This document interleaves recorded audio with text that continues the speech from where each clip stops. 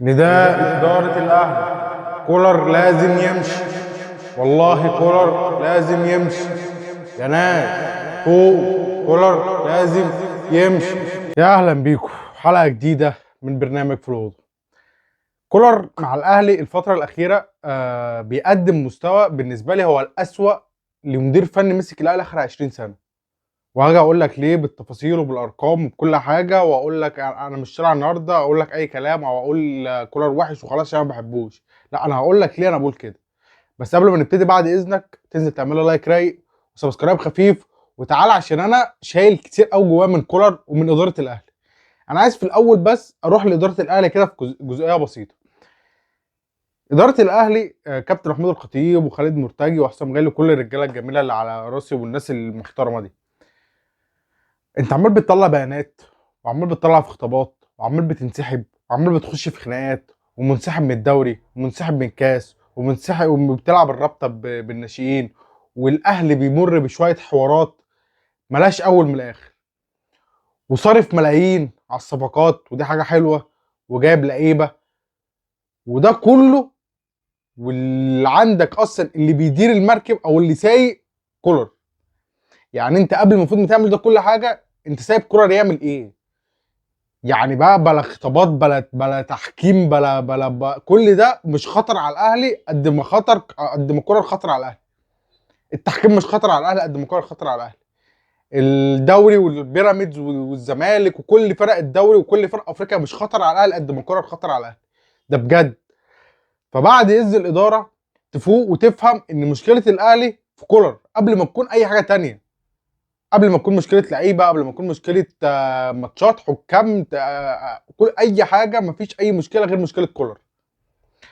فده بالنسبه لاداره الاهلي. اداره الاهلي تفوق شويه وتسيبها من المشاكل الوهميه والحاجات اللي هم عاملين يخشوا فيها، ويركزوا مع الفريق فنيا عشان الفريق هيخش على مرحله صعبه جدا. فده كان بالنسبه لجزئيه الاداره. اما كولر بقى نفسه، انا ليه بقول عليه اسوأ مدرب مسك الاهلي اخر 20 سنه؟ لان الاهلي، تيم الاهلي الحالي ده هو افضل تيم للاهلي في اخر 20 سنه. الاهلي دلوقتي سكواد الاهلي كقيمه تسويقيه، كعدد لعيبه دوليه، ك ككتله هجوميه، وكلعيب في كل مركز، 3 4 لعيبه في كل مركز، ده افضل تيم للاهلي من 20 سنه، من 30 سنه، ان ما كانش في تاريخ الاهلي كله. كل حاجه متوفره للاهلي، كل مركز فيه لعيب دولي، كل مركز فيه لعيب هو الافضل في مركزه. فغير مقبول، غير مقبول ان انا ما اشوفش 100% من اللعيبه دي. حتى لو انت بتكسب، يعني حتى لو انت بتكسب بس مش بتلعب كوره، لا، فدي في خلل. انت عايز عشان تلعب كوره. يعني انا كان في كام مدرب كده مسكوا الاهلي في فتره اللي هي من بعد مانويل جوزيه وحسام البدري، اللي هي من فتره مثلا 2017 2018 2019 الفتره دي كلها. في كام مدرب كده جه مسك الاهلي، انا بالنسبه لي هم احسن من كوره. يعني لاسارتي، بيسيرو، مارتن يول، كل الناس دي، حسام البدري قبل الناس دي. كل الناس دي ساعتها كان سكواد الاهلي حمودي واسلام محارب وميدو جابر ومروان محسن، وحسام عاشور في نص الملعب، وكوليبالي سنتر باك، وسعد سمير وباسم علي وصابر الرحيل. ده كان سكواد الاهلي ساعتها.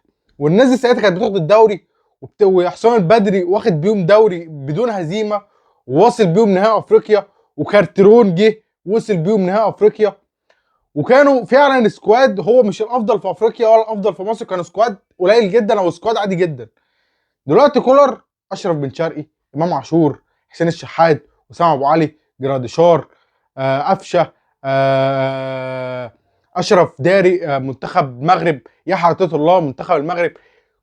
لعيبه يعني انت من غير ما تعمل حاجه اللعيبه تنزل تكسب لوحدها. فكولر بيقدم اداء هو الاسوأ بالنسبه لي لاخر 20 سنه للمدرب. فالناس هتيجي تقول لي الراجل ده واخد بطولات واخد افريقيا واخد دوري، وازاي بتقول عليه كده؟ الراجل ده كارقام ناجح. هقول لك تعالى طيب كارقام، عشان انا بزهق من موضوع الارقام ده، وموضوع الارقام ده انا مش بعترف بيه. اول حاجه انت هتقول لي كولر واخد 2 افريقيا، صح؟ طب تعالى نفلي الاثنين افريقيا اللي كولر واخدهم عشان اثبت لك ان كولر اصلا ما قدمش حاجه مع الاهلي اساسا. يعني كولر اصلا حتى النجاحات اللي هو قدمها بالنسبه لي ما قدمش حاجه، هو ما عملش حاجه. الاثنين افريقيا اللي هو واخدهم، اول واحده اللي هي بطوله الوداد، ده هو جون عمنا. البطوله دي انت اصلا مش صاعد من دور المجموعات، انت اصلا كولر مطلعنا من دور المجموعات اساسا. يعني الناس نسيت ان كولر الراجل اللي قاعد المحترم اللي انت بتقول عليه واخد 2 افريقيا، الراجل ده مطلعنا من دور المجموعات لاول مره تحصل من 2016 تقريبا. 2016 اخر مره حصل. رقميا الاهلي كان طالع من دور المجموعات لغايه اخر ثانيه. ماتش الهلال اطهر الطاهر الله يبارك له دخل ضيع ضربه جزاء، فانت جيت هنا صعدت. لكن انت رقميا انت كنت طالع، رقميا انت كنت مركز الثالث، انت خلصت ماتشاتك وقاعد بتتفرج، انت خلاص طالع، جات لك من السما صعدت. فكولر رقميا كان اصلا لولا ضربه الجزاء دي كان كولر اساسا مطلعنا من دور المجموعات، وما افتكرش ان كولر كان هيكمل ساعتها. يعني انا ضربه الجزاء لو كانت دخلت انا كنت اتوقع ان كولر كان مشي ساعتها، والماتش اللي قبليه كان خسران 5 من صن داونز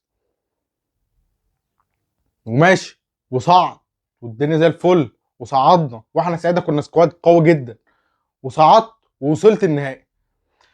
النهائي اصلا بتاع الوداد ده كولر نفسه كان هيضيعه من الاهلي. النهائي بتاع الوداد كولر كان هيضيعه من الاهلي. لو تفتكر معايا ماتش الوداد ده الملعب متقفل 100,000 في المدرج ولا 70,000 في المدرج، وهوب الاهلي جايب الاول والاهلي جايب الثاني و2-0 للاهلي، والاهلي راكب والوداد ما جاتش استاد القاهره. يعني الوداد الماتش ده اقل حاجه تطلع 3-4، اقل حاجه يعني تديها 3-0 تروح تلعب هناك الماتش خلص، يعني تاخد البطوله من هنا. لو تفتكر كده الوداد ما جاتش خالص. الوداد الماتش ده اللعيبه مرعوبه، اللعيبه مهزوزه، اللعيبه مش موجوده لغايه ما كولر يتدخل بعد الجون الثاني للاهلي. الاهلي دخل الجون الثاني في اول 5 دقائق او اول 10 دقائق من الشوط الثاني، جون كهربا. راح كولر الفزلوك العبقري الجامد الجينيوس راح نزل لاعب زون ونزل لاعب تحت الكوره اكتر من 35 دقيقه الاهلي بيلعب تحت الكوره. ليه؟ انا ما اعرفش. يعني هو لو كان داس تاني هتجيب 2 3 4 مستريح. راح الاهلي مره واحده نزل لاعب تحت الكوره ولاعب بثلاثه سنتر باكس، وراح كان ديانج وحمدي فتحي ومروان عطيه، وقفل وعمل ستاره وعمل زون. الوداد مره واحده عملت كده. الناس اللي فاكره الماتش، الوداد مره واحده من الدقيقه 65 او الدقيقه 60 الوداد مره واحده هي اللي لعبت الكوره. الوداد كوره يحيى عطيه الله اللي جت في العارضه، راح جابوا جون وكان هيجيبوا الجون الثاني ومسكوا كوره على الاهلي، واخر ربع ساعه الناس كانت حاطه ايديها على قلبها الاهلي يتعادل. فده مدير فني 100%. انت مره واحده فريقك راكب، مره واحده في لمح البصر الفريق قدامك ركبك. دي مدرب، دي مدرب ملاش حاجه تانية، دي مدرب واقف على الخط ركب الفرقه اللي قدامك عليك. والاهلي الماتش ده كان وارد جدا الماتش ده كان يخلص 2-2، والاهلي فرط في فوز سهل جدا بسبب كولر. رحنا ولعبنا هناك ماتش الوداد، الماتش العوده الاهلي لعب ماتش والله هو الاسوأ للاهلي في ماتشات النهايات كلها. الاهلي لعب ماتش وحش جدا، الاهلي ما راحش بكوره، الاهلي ما لعبش الاهلي ما ضيعش كوره في الماتش ده ولا استحواذ ولا اي حاجه. واول 10 دقايق جون فيك 1-0 واللعيبه مش موجوده، والاهلي ما جاش لغايه ما منعم وعلي معلول الله يبارك لهم كره مرفوعه راح منعم هوب حطها، جبت جون والماتش خلص 1-1 ورجعت تعادلت هوبا والدنيا مشيت، اتعادلت 1-1 والماتش خلص وعديت. لكن انت فنيا انت في الماتشين موقع الاهلي. الماتش الاول بتاع استاد القاهره انت فرطت في فوز سهل ورجعت خليت الوداد يركبك ويجيب فيك جون، ورحت هناك لعبت ماتش الاسوأ ولا عملت كره هجوميه ولا وقفت دفاعيا صح ودخل فيك جون. لولا كره ركنيه كانت، يعني لولا الجون ده كان الاهلي مستحيل يحط جون. كره طايشه راح منعم حطها، البطوله جات لك وانت اساسا مطلعنا من دور المجموعات. دي اول بطوله. هتقول لي اول بطوله الاهلي كان بقى دي اول بطوله لكولر وكولر ما كانش لسه ملم والكلام ده. اقول لك ماشي جميل.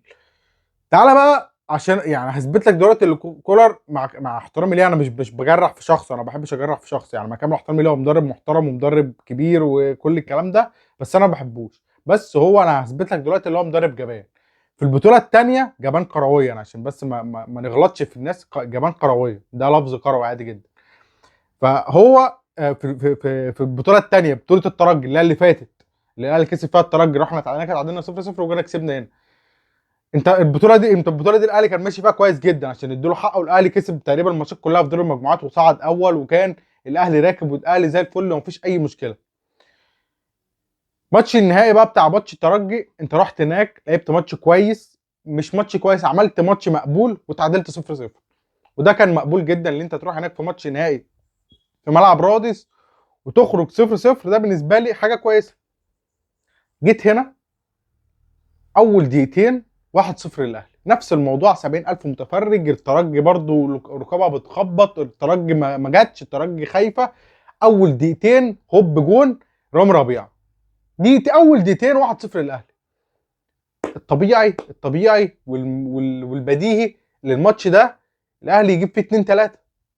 طبيعي، انت في استاد القاهره جبت جون، الترجي ما جاتش، جبت جون في اول دقيقتين، الماتش فتح، الترجي فتح خطوطه، جونين 3 اقل حاجه.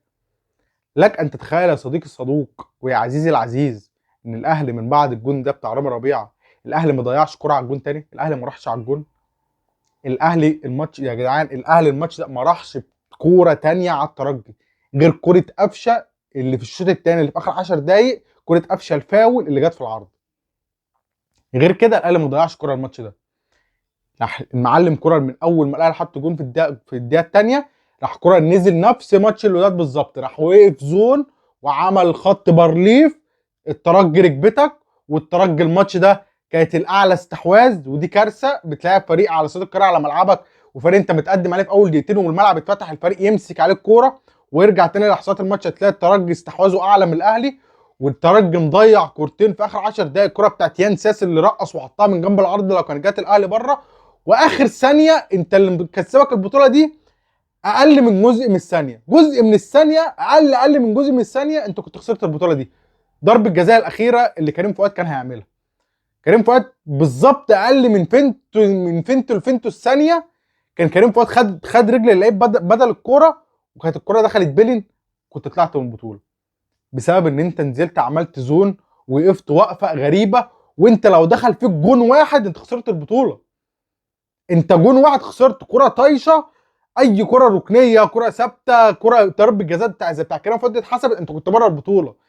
ليه وصلت لنفسك كده وانت جايب جون في اول دقيقتين ولما الملعب اتفتح والترجي مش شايفه، والترجي مش فريق جامد، مش فريق يخوف، رحت انت برضو نزلت وخفت وقفت زون وكنت هتضيع البطوله من الاهلي. فانت حتى البطولتين اللي الناس اللي تيجي تقول لي واخد 2 افريقيا، البطولتين بتوع افريقيا اللي هو واخدهم انا مش مقتنع بيهم فنيا. انت فنيا انت واخدهم كده بالنسبه لي، واخدهم بسبب روح اللعيبه وان اللعيبه ركزت، وبسبب ان البطوله هي يعني البطوله كانت عايزه الاهلي، البطولتين كانوا عايزين الاهلي. لكن فنيا كمدير فني، لا فنيا كمدير فني واقف على الخط، هو ما عملش اي حاجه من الجانب بتاعه، هو ما عملش في حاجه، ده من وجهه نظر انا. وبالدليل اللي انا قلته لك، اول بطوله انت خارج من دور المجموعات، تاني بطوله انت بتلعب الترجي في اول دقيقتين جايب جون، رجعت بتدافع 80 دقيقه على ملعبك، كره واحده كانت جت جون من الكوره اللي ضاعت كنت خسرت البطوله. فده مدير فني. نيجي بقى للسنه دي، عم منعم مشي، علي معلول اتصاب، حمدي فتحي مشي، ديانج مشي، محمد شريف مشي، السكواد بدأ يقل نوعا ما، عشان افهمك اللي هو كان بيكسب بفوارق اللعيبه. يعني كرة لما كسب البطولات دي بسبب عم منعم وعلي معلول وفوارق بعض اللعيبه هم اللي خلوه يكسب البطوله دي. بدليل ان السنه دي لما كرة بدأ السنه دي بعد ما اللعيبه دي مشيت، كولر كلنا شايفين الاهلي الموسم ده عامل ازاي. فكولر نفسه كل ماتش كان بيطلع يقول لك مفيش لعيبه مفيش لعيبه مفيش لعيبه، انا عايز لعيبه عايز لعيبه عايز لعيبه، مفيش صفقات، والاهلي، وده اول مره اشوف مدير فني بيطلع يتحجج بموضوع اللعيبه. والاهلي ساعتها، والاهلي مازال ومن ساعتها ومازال من اول الموسم بيتعادل في الدوري ومش عارف يكسب، والاداء اسوأ حاجه في الدنيا، الاداء الاهلي بيلعب كره سيئه جدا. فده بسبب ان انت بعض اللعيبه اللي كانت عامله لك فوارق فنيه واللعيبه اللي بتكسبك اللعيبه دي مشيت، فانت اتكشفت. فانت بقى انا مطلوب مني بقى، انت مطلوب منك شغل فني، تبدا بقى باللعيبه اللي موجوده دلوقتي اللي هي السكواد قل سن، ابدا اشوف بقى منك كوره. لا بس انت الناس اللي كسبتك مشيت اساسا، الناس اللي كانت بتكسبك مشيت، فانت فنيا اتكشفت. فكنت بتطلع تقول انا عايز صفقات عايز صفقات عايز صفقات عايز صفقات، جبنا لك الصفقات، جبنا لك اشرف بن شرقي وجراديشار الفيرود اللي انت عايزه، وعملنا لك اشرف بن شرقي لوحده ده يعتبر فرقه والدنيا مشي. طب العب كوره بقى، كوره نشوف بقى كوره السنه دي، مفيش. فانا بقول ان كولر وصل لاخره مع الاهلي خلاص. انت مش لازم توصل لكارثه، مش لازم يحصل كارثه. واللي انا متوقعه ان الاهلي مش هيكسب افريقيا السنه دي، ده 100%. الاهلي مش هيكسب افريقيا السنه دي ولا هيكسب الدوري، وكولر اخر الموسم ماشي 100%. كولر بالنسبه لي بتوقعاتي 100% مش هو هيبقى مش هو المدرب اللي هيدرب الاهلي في كاس العالم للانديه. بس انا اتمناها مش لازم يحصل كارثه عشان تطلع قرار زي ده. يعني مش لازم الاهلي يخسر افريقيا ويخسر الدوري ويخسر الكاس ويخسر كل حاجه عشان كولر يمشي. مشيه وانت لسه في امل، مشيه ما تستناش يبقى في سواد، ما تقولوش استقرار والدنيا ماشيه والاهلي ما بيغيرش في نص الموسم. لو هو ما مشيش مش هيبقى في نص الموسم ولا اول موسم ولا اخر موسم. لو هو ما مشيش هتخسر كل حاجه، وهو مش هيمشي. يعني هو مش هيمشي دلوقتي، ده 100% كولر الصبح مش هتلاقيه ماشي. فكولر هيكمل معاك افريقيا. ما تسالش افريقيا السنه دي. انت ماتش الهلال اللي فات ده، الهلال بتلعب فريق بيلعب بقاله سنه ما بيلعبش في الدوري، بقاله سنه ما بيعملش حاجه غير بيتمرن بس. عامل عليك ماتش في استاد القاهره. انا ما اعرفش والله العظيم ازاي بتلعب في استاد القاهره مع الفرق دي وبتجيب جون في اول 10 دقايق واول ربع ساعه بتجيب جون، والفرق دي بتركبك في الشوط الثاني. انا ما اعرفش ازاي، انا ما اعرفش ازاي يا راجل. ده انت اقل حاجه تنزل تكسب 2 3، ده الفرق بتبقى نازله مش شايفه وربنا بيكرمك في الشوط الاول وبتجيب جون. بتستنى ايه؟ انت ماتش الهلال ده مش عايز اخش فنيا قوي، بس ملاعب لي اشرف بن شرقي ناحيه اليمين وامام عاشور ناحيه الشمال، ولا امام عاشور بيعرف يلعب ناحيه الشمال ولا اشرف بن شرقي بيعرف يلعب ناحيه اليمين. وهما الاثنين دول اخطر اثنين عندك في الفرقه. ملاعب لي واحد ناحيه اليمين وواحد ناحيه الشمال وبعيدهم هما الاثنين عن بعض. فكرة فنيا، لا كرة فنيا بالنسبه لي مدرب قليل جدا، ومن اقل المدربين فنيا اللي دخلت الاهلي اخر 20 سنه، ده من وجهه نظري. فاستنى منك في الكومنتات تقول لي انت متوقع ايه للاهلي وكولر مع الاهلي مع كولر الفتره الجايه، وهل الاهلي قادر يكسب افريقيا بالشكل ده مع كولر، ولا خلاص كده كولر جاب اخرها مع الاهلي. وبس كده، دي كانت حلقه النهارده كده. فاستنى منك لو انت لسه مكمل معايا لغايه دلوقتي اللايك الرايق والسبسكرايب الخفيف وتفعل زر الجرس، وشكرا لوقتك.